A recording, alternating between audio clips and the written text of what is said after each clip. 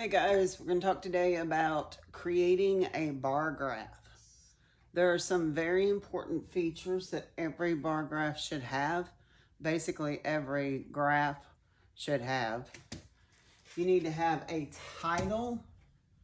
You're going to need a label on each side. I'm going to use some information I'm going to be collecting from my class. My class is going to give me some data on practicing for the field day for PE. So my graph would be PE practice.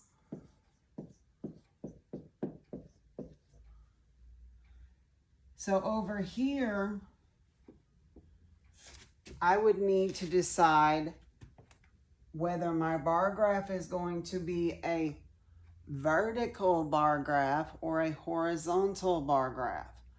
I have already decided that I'm going to do a vertical bar graph. Either way, I have to decide on a scale that I'm going to use. In all actuality, I'm going to wait until I start getting some of my data back from my students to decide the scale. But I'm going to make up some numbers for you now. My scale, my label on this side would be how many points.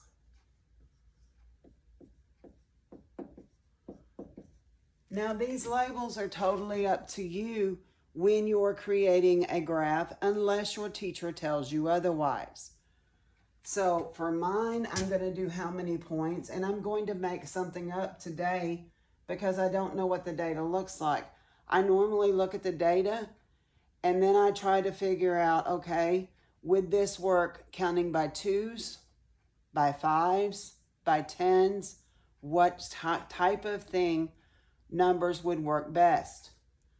So I'm going to pretend that I have my data and that my kids have already given it to me and that most people only scored like 5 points.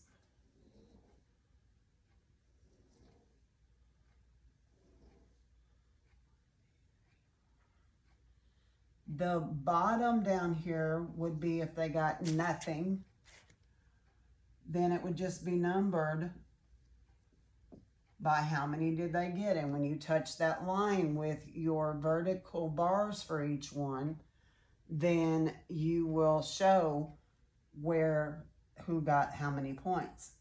So with the label down here, it would be family members.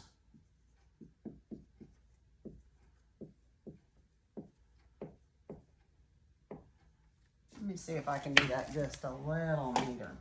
I'm sorry about that.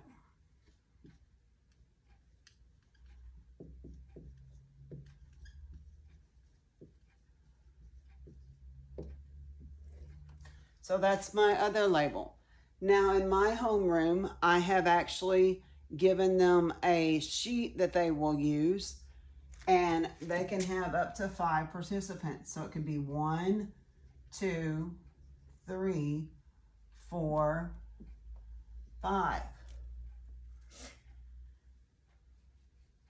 Now, I'm actually going to end up creating multiple graphs depending on how many of the choices that my students decide to practice in. But let's pretend that family member 1 only got 1 point.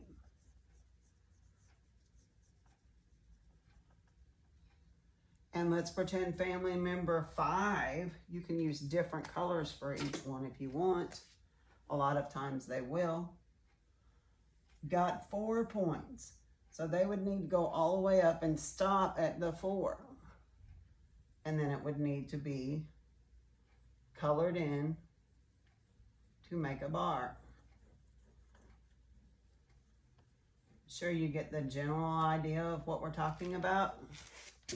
And that would be how you would keep going with all the information. I will more than likely need to make a different graph for each one of the events that my students give me data in. And then we can do some practice questions on, you know, whose family got more and so and so. Anyway, I hope that kind of helps. Let me know if you have any questions. We love you guys. We miss you terribly. We wish school was back in session. And that's it for today.